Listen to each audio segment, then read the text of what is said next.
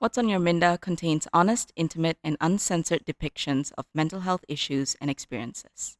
Content and trigger warnings can be found in the description for each episode. Welcome back to What's on Your Minda. We're back on for episode 3, where today's topic is again a continuation from the previous episode.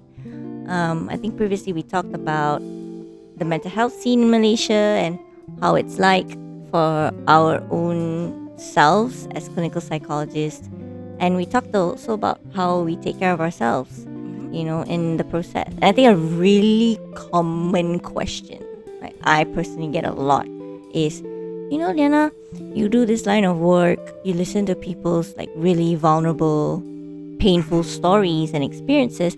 How do you actually not get affected by them, or how do you take care of yourself, or how do you not bring those stories outside of that therapy room? So I would like to throw that question to you. How do you take care of yourself? How do you not bring that outside? How do you not carry that, or do you carry it with you? Okay, look, to answer this, I need to give you a bit of context first. So that was a time that I did carry it with me. Bad time. Because, like you said, there's so much of an emotional load that you take with you when you have clients.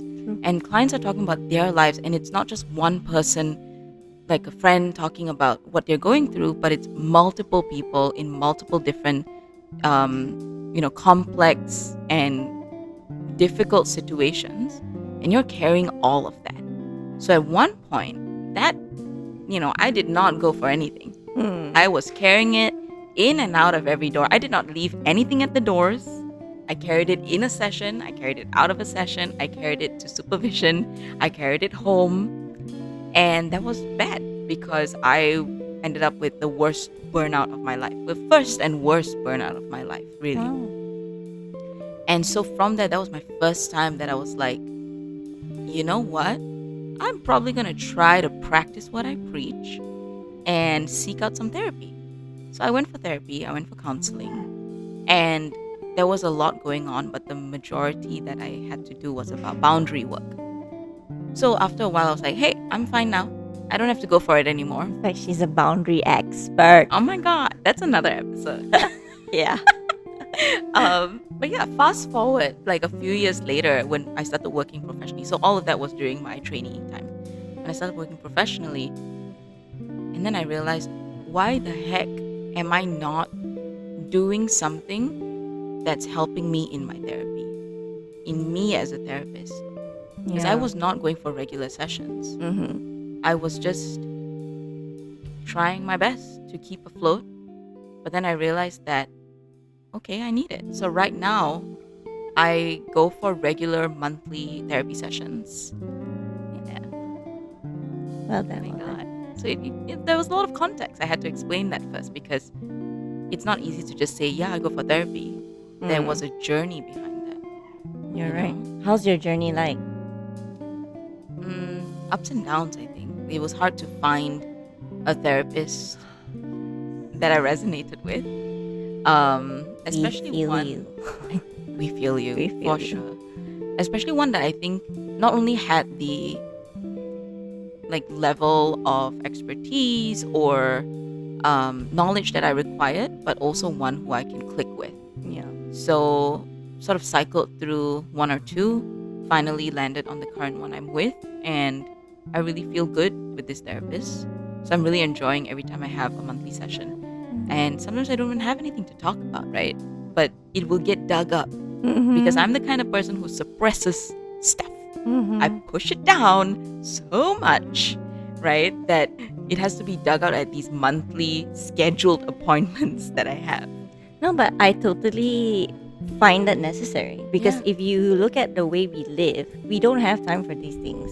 We're a lot of the times in this modern lifestyle, it's very fast paced. We're always, thinking about back to back, what do we need to do? What's the next thing we need to solve? What's the next thing we gotta, focus on? There is not really much downtime that we can create for ourselves to actually sit down and decompress, I would say. Yeah. So I think that scheduled monthly therapy session is a great way of taking care of yourself. So, what about yours? Are you carrying things with you, or have you decided to go for therapy as well? I personally, I thought I wasn't carrying things with me. So,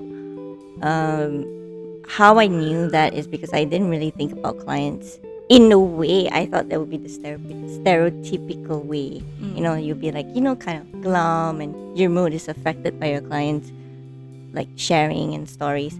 That wasn't happening to me. But what was happening to me instead was I was a bit reclused, like aloof, maybe a bit disconnected. Detached. Yeah, Right. detached. I decided to try therapy anyways, because I was curious about the whole experience. How is it like to be on the other side of the chair? So I went for it, and the rest is history.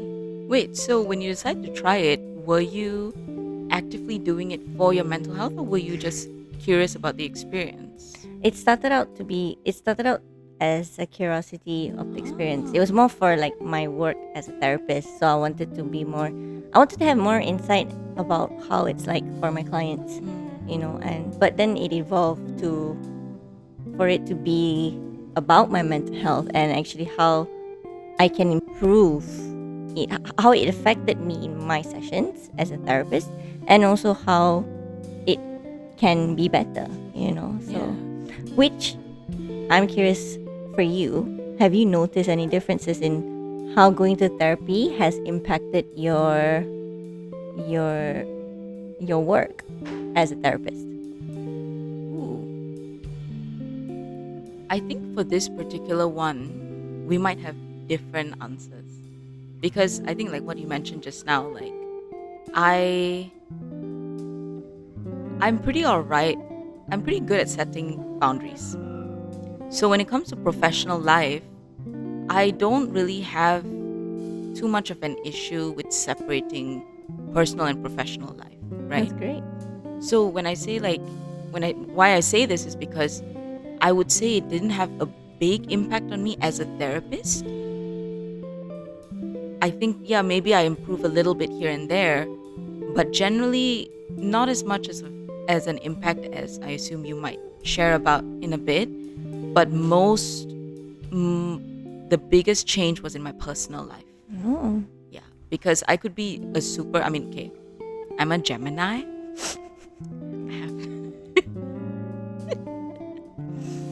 I mean, What does that mean? I don't know. You're the astrology person. I'm just saying that because we kind of know, just stereotypically, Geminis have like two sides. And it's easy for me to switch that mask over when I need to. So with professionally, no matter what issues I'm having in my personal life, it never comes through. Like I said, I carried it for a long time. And why I decided to go for therapy was because it started affecting me in my personal life. Yeah. So, I think that's probably where, before I get into like the personal life stuff, like, what about you? Do you feel like it has a bigger impact on you as a therapist? Yes, definitely, because I get to see the gaps in myself. Because also in therapy you do a lot of assumptions even though you try not to, right? So I tend to be more aware of what I would be worried about. I can see both sides. Things I'm worried about as a therapist. Now from the client's point of view, it helps me to validate my experience, to tell my therapist it's okay, right? That's one. And also emotional awareness for me personally. Like the reclusion or the detachment was probably due to my own fear of emotions. Yeah. I didn't know till therapy, right? Thank you, therapy. Yeah. So ever since I started my own therapy, I apply the same kind of work in my sessions with my clients where I lean into the emotions, so, and it feels more authentic to me and my style in the work that I want to do. So, and it shows. Last time when I first started, it was very technical, cognitive, which is common, a common starting point. But again, it doesn't, as I evolve, I'm more I'm more interested in working on emotions and leaning more into it. And that definitely started from my own therapy itself. Yeah. So it gave me the courage to venture into that also. So yes, that's one of the many things I've learned in therapy. That's great. It's like we don't really hear about therapists talking about their own therapy, right? That's something that's such like a niche area, right? Almost like a taboo also. Yeah, in a way, we go back to stigma, because when we talk about stigma, it's basically saying that, oh, you gotta be crazy to go to therapy.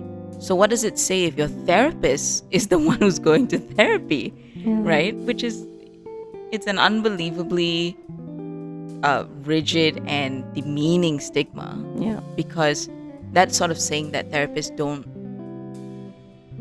we don't have that access. We don't need that thing. We don't need to feel human and have emotions and have issues and go and work on it. 100%. Yeah. So, great job. I'm glad you went to therapy. Thanks. I'm glad you tried it out just out of curiosity and discovered that it was helpful for you in your professional life too. Yeah. Thank you. Yeah. And also on top of my head, even the journey itself was, as you said, quite difficult. I think I went through 3 different therapists myself, and it was tough because therapists as clients is a specific population itself. That we have our own biases and our own niches and things like that. So and the field is, especially in Malaysia, is incredibly small. And there comes the issue of dual relationship and this fear of trusting, fear of opening up. So, and trust is so important in sessions in therapy, because it's one of the key components for therapeutic alliance and change and progress, right? You need to develop that rapport with your therapist. But how would you be able to do that if you're worried that this therapist is going to judge you and share all your dirty secrets to the rest of the field and shame you and judge you for so it's been a journey, but I'm thankful for that journey, because it gives me, again, more insight about what the reality is like for clients out there, for Malaysians out there who are facing this accessibility difficulty, right? This blocker of trying out therapy. I got nervous on my first therapy session. I went there 30 minutes early. No, let's be real. 45 minutes early.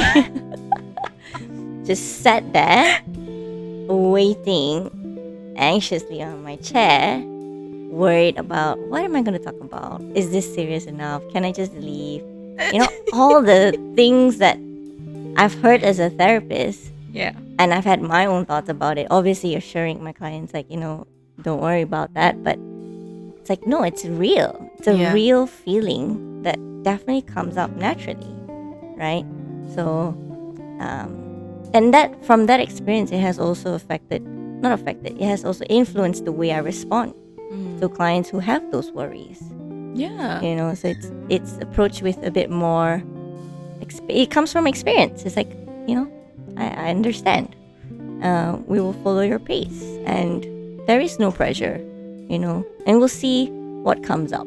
Yeah. But laying the pressure off, laying off And just allowing more space to just be authentic with whatever comes up.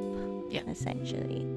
So I was that scared little girly. I still am sometimes. Really? My most recent session, and I was told my therapist, I'm a bit scared today.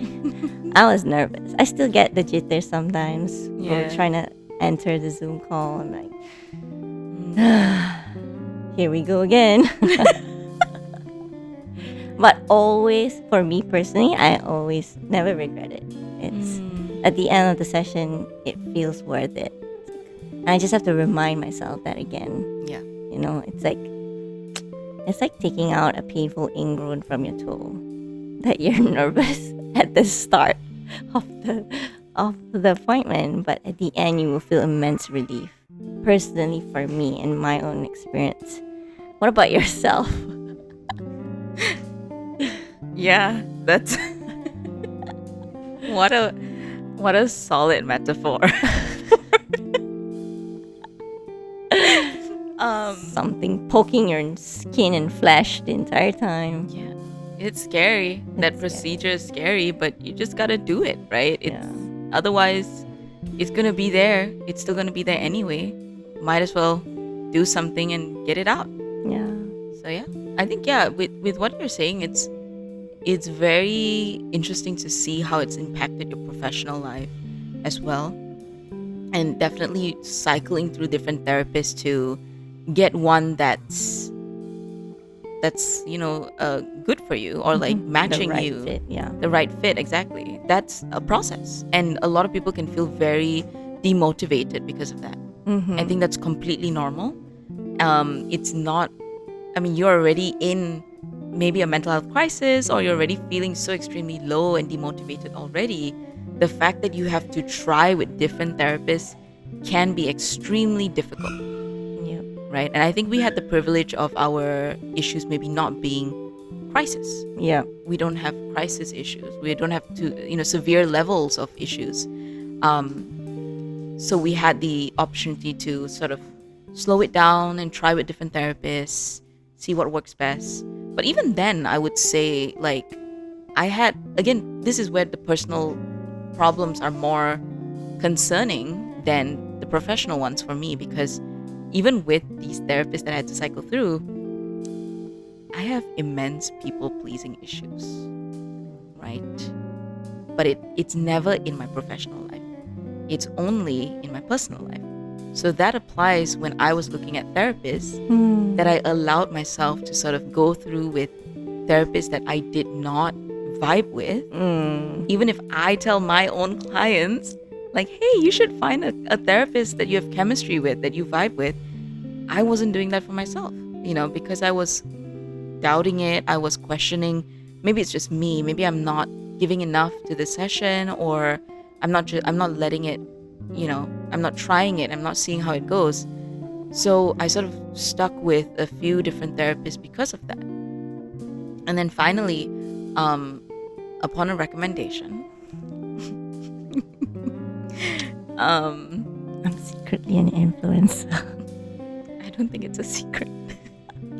But yeah, with a recommendation of an influencer, I decided to try another one, and I clicked so much better. Since the first session, I felt more open with this therapist than I did with the previous therapist that I've been going to for 20 sessions.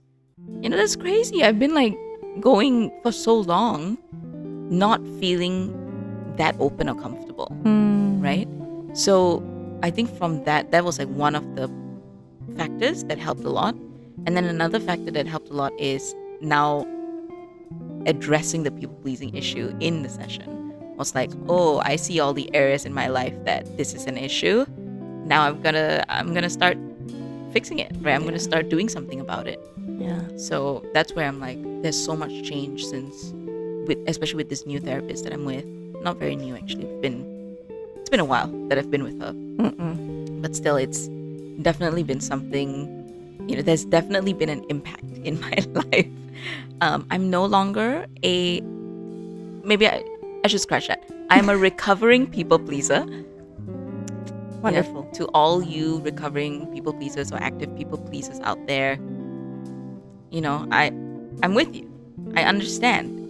It is possible. You can do it. Yes. Yeah. Congrats. Thank Well you. done. I'm proud of you. Thank you so much. I appreciate that. No problem. From your influence, your recommendation. So, But yeah. yeah. So we can definitely see how therapy has impacted us as therapists Yes. from the professional life and also from personal life.